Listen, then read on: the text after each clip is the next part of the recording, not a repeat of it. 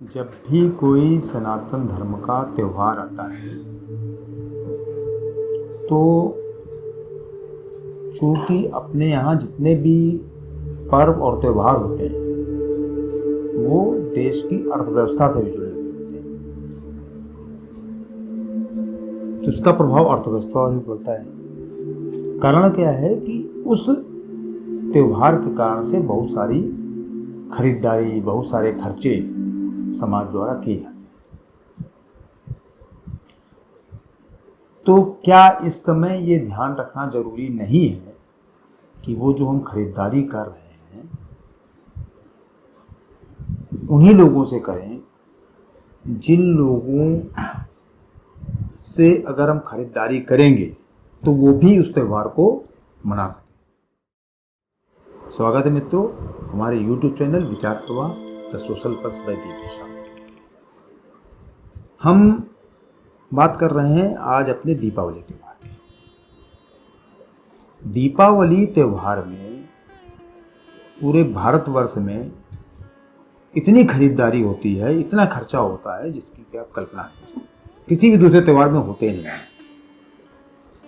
और इसीलिए इसको जो है त्योहारों का राजा कहा जाता है। त्योहारों की एक सीरीज होती है 5 दिन की, जैसे कि हमने पहले भी आप लोगों को बताया है।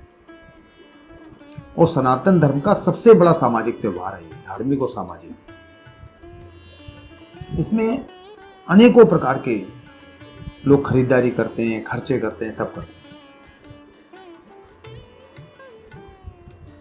लेकिन अगर वो खर्च करते समय, वो खरीदारी करते समय हम लोग इस बात का ध्यान दें कि वो जो हम खर्च कर रहे हैं वो उन लोगों से करें जिनसे खरीदारी करने से उनको भी फायदा हो और वो भी अपनी दीपावली मना सकें।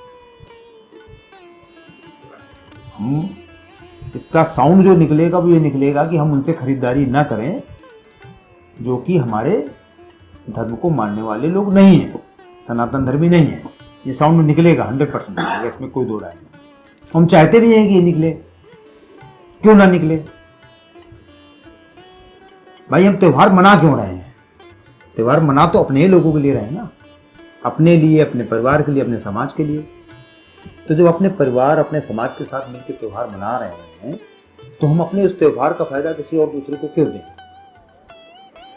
कुछ वर्षों पहले तक भारतवर्ष में जो चीन की जो झालरें हैं, उस तरह के सब सामान जो है बहुत एकदम से छा गए थे।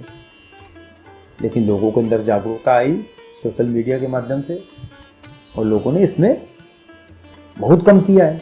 अभी भी होती है, ऐसा नहीं कि नहीं होती है, क्योंकि भारतीय समुदाय तो एक ऐसा समुदाय है जिसके बारे में आप कल्पना नहीं कर सकते वो क्या करेगा क्या नहीं करेगा। अनप्रेडिक्टेबल होता है। जो समाज केवल कुछ हजार लोगों द्वारा, मतलब करोड़ों लोग जो है कुछ हजार लोगों द्वारा केवल कंट्रोल कर लिए जाते हैं, सत्ता परिवर्तन हो जाता है और यहाँ के लोग उनका साथ देते हैं, चाहे वो विदेशी आक्रामककारी जो हैं वो कोई भी रहे हों। उनके जो सिपह सालार थे जो कि आफ्टर ऑल यहाँ की पूरी शासन व्यवस्था कंट्रोल करते थे, चलाते थे, कौन होते थे फील्ड लेवल पर? वो यहीं के लोग थे जो उनके कर्मचारी बनके, उनके ऑफिसर बनके, जो उनके कारिंदे बनकर यहाँ के लोगों के ऊपर शासन करते थे।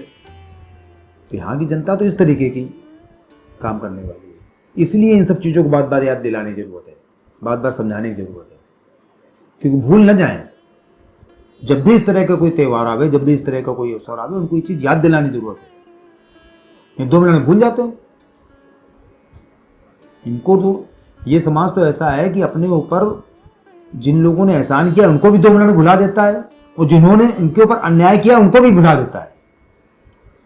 उनको तो ऐसा लगता है जैसे माफी कर दिया है। उन्हीं के साथ बैठ के कहो वो अपना खाना पीना सब कुछ करने लगे।